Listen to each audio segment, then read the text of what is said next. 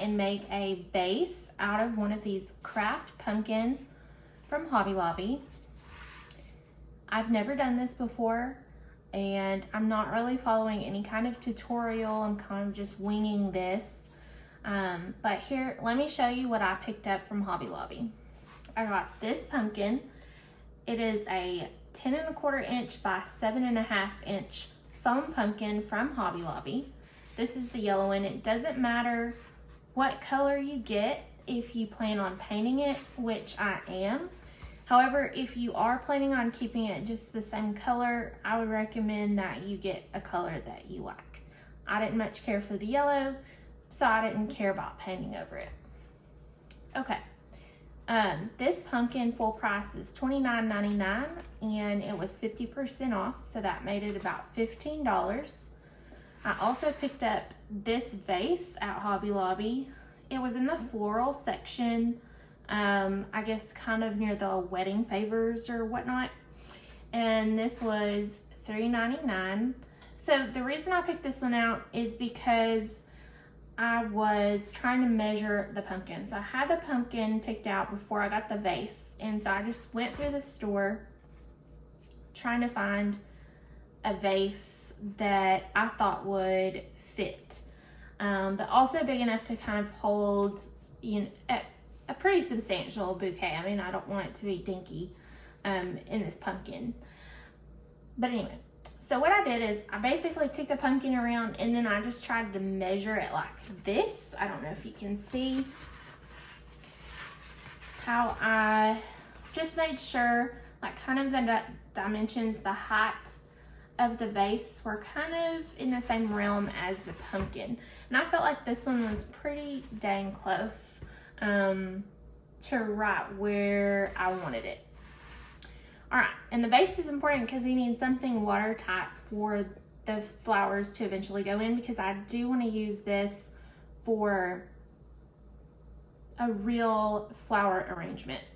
And I thought this would be really pretty for a fall festive look. Okay, so pumpkin, vase, I have a pencil, and I also have this kitchen knife. What I'm gonna do is take off the stem, and it was already really loose. I chose one that was kind of in, you know, did not have a sturdy pumpkin, because I didn't want to get a good one when I was just gonna tear it apart.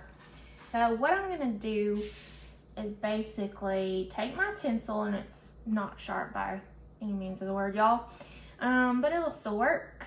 And I'm just gonna kind of, you see this where it's the thickest here? I'm just gonna take my pencil and kind of just go along the edge and into the grooves, and it's not perfect. So if you can see, that's what it looks like now. So here's my first cut. Wish me luck.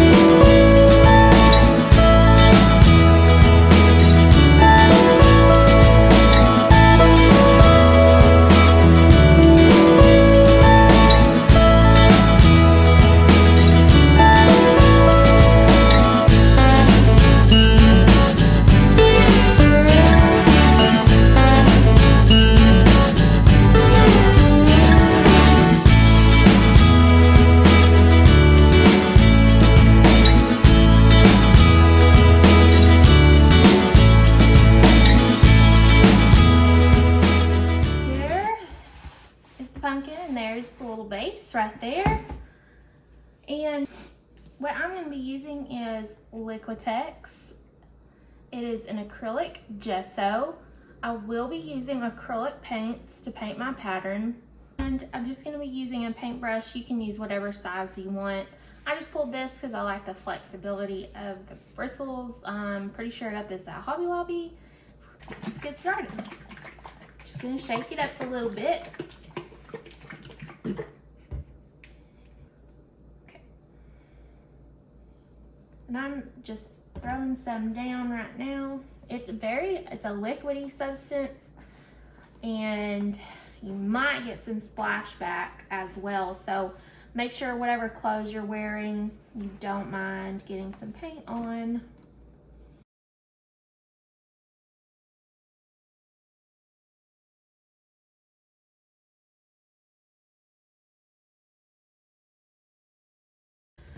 It's been about 45 minutes that I let this dry, and to me it is dry.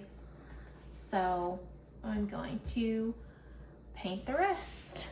What I'm gonna do now is plan out my grid. And I'm gonna make this a Mackenzie-Childs like pottery look with that black and white checker.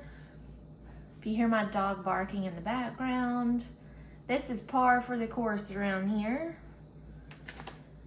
All right, so what I'm gonna do is I'm gonna take just this,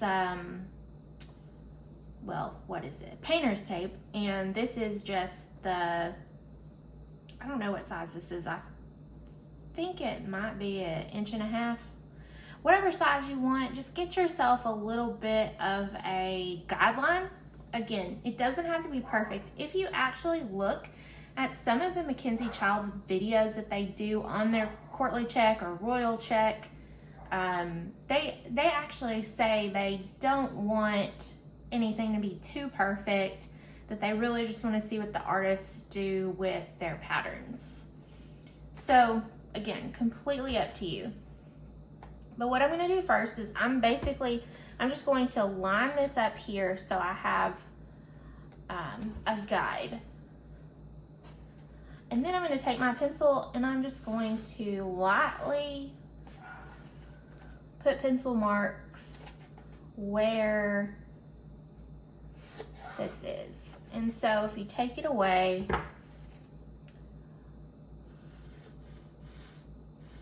but see how that is basically the width of that painter's tape. And so now I'm going to just continue making my little grid lines here. So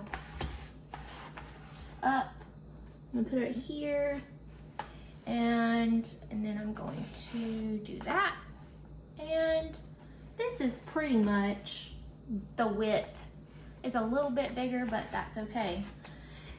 And here, I'm gonna put it again, lining it up with that line, and just making a marking there. Okay. And now we're getting down to where you're not going to see the bottom of this. So it's really up to you if you want to finish it all the way down. I'm probably going to at least come down here, but I'm thinking of adding a felt pad because I don't want this to stick to anything. So I think I'm going to stop here and just kind of make a circle around first.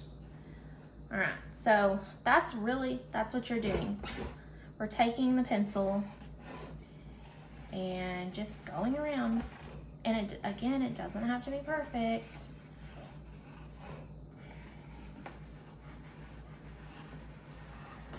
I'm really just holding the pencil still and turning the pumpkin to kind of see, and it evened up at the end. And there is our circle. All right, now go back to the beginning. You could do, I'm right-handed dominant, and so obviously if you're left-handed, turn it the other way, whatever's easiest.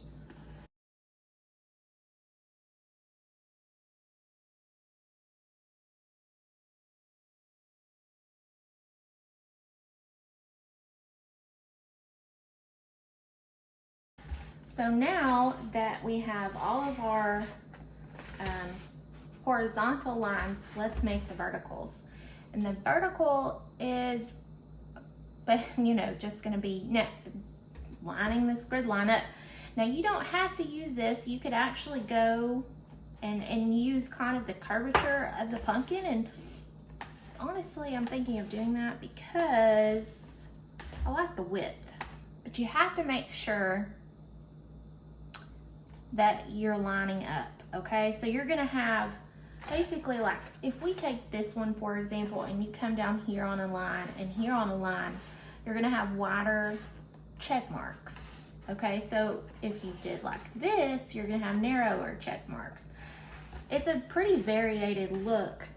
Again, it really just depends on personal preference as to what you're really wanting in your final product. I think because this is such a wonky little pumpkin, it's the flat princess variety, you know. If I were on a bigger pumpkin, which I do not have to show you right now, it would be better with the grid lines. But I think I'm gonna go with the natural curvature of this pumpkin as it is, because I think that will be the easiest. Now, when you're planning, make sure that you have an eraser on hand, because you want to make sure it's alternating colors. You don't want black, white, and then have it end with black, and so then you have two blacks together. You want to make sure you have alternating colors all around your pumpkin. What I'm going to do first is I'm just going to make my lines up here, kind of what I'm thinking of as far as check marks.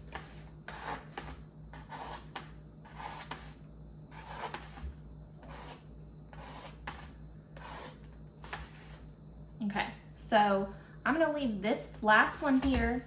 I marked that one and that one. I'm gonna leave this one blank because I wanna see where I'm at in the process, and maybe we won't have to erase.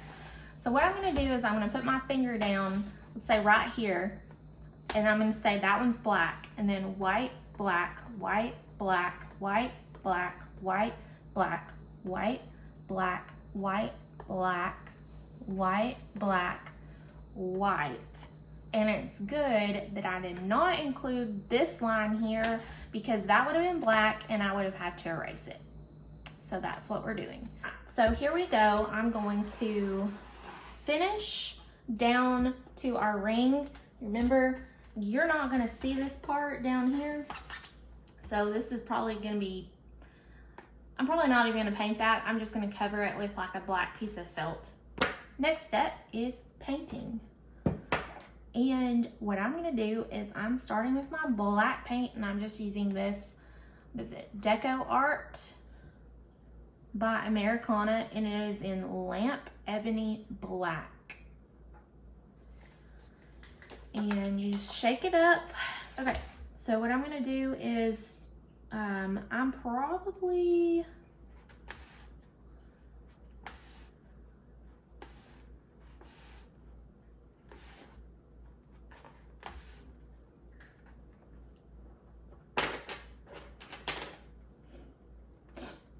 I think I'm gonna use my smaller brush just because I have more control over it.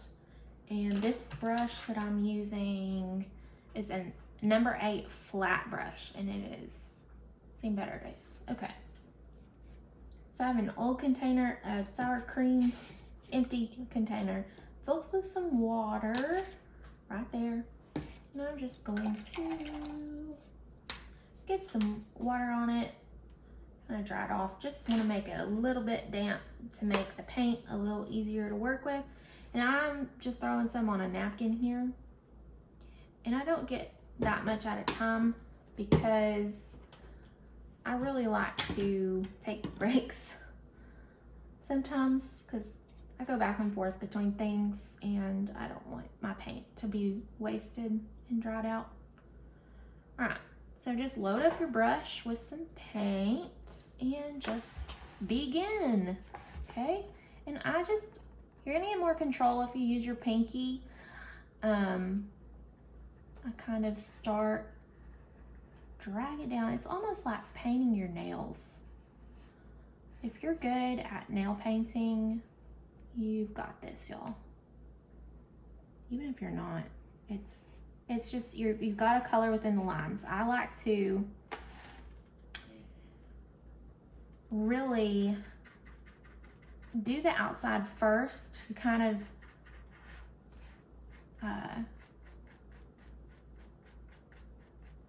show you where your lines are, and then you can fill in. And I know that's not what I did just now.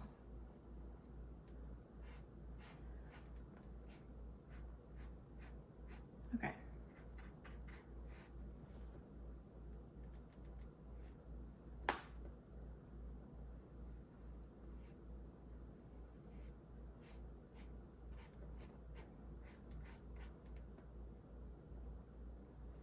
All right. So, first little check mark right there. I think it looks nice. I love this black. It is a really nice black, and on one of my pumpkins I even mixed it with some Liquitex iridescent medium, and that was really pretty. All right, I'm just gonna paint, and I'll see you when we're done.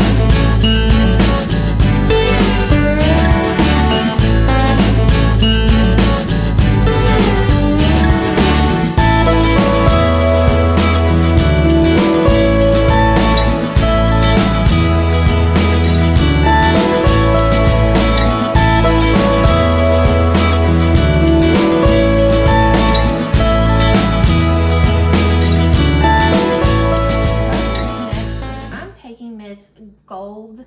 It is, I believe, by Deco Art.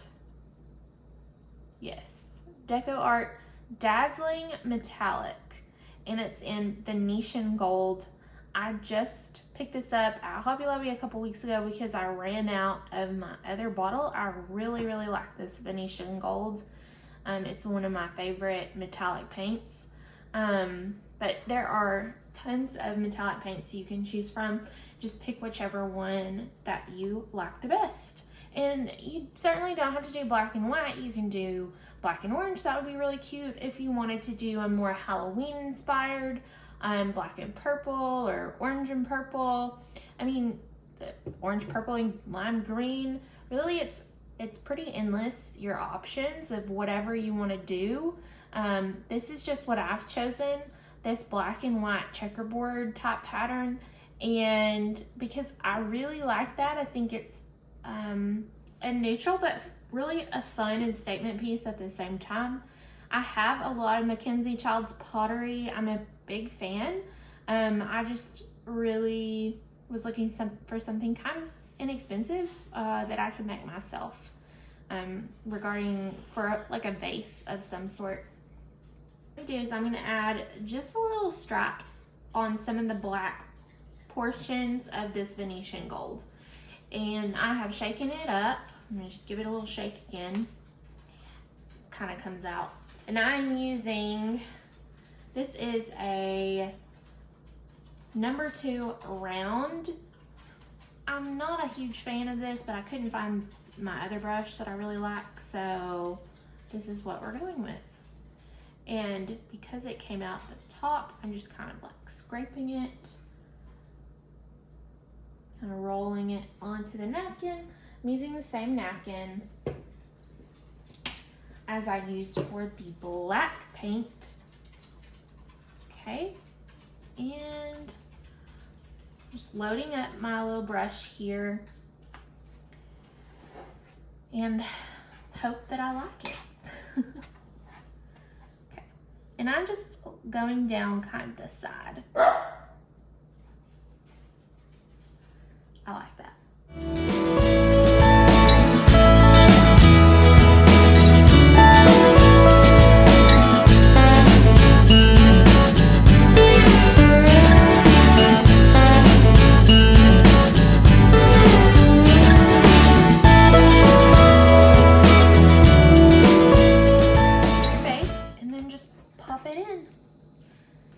There you go. Complete. And now all we need to do is put our first arrangement in here, and stay tuned for another video. I will show you how I put an arrangement together and show you the finished product. But I hope you enjoyed, and if you did enjoy, please give me a like and subscribe if you want to see more videos from me in the future. Thank y'all. Have a good day. Bye.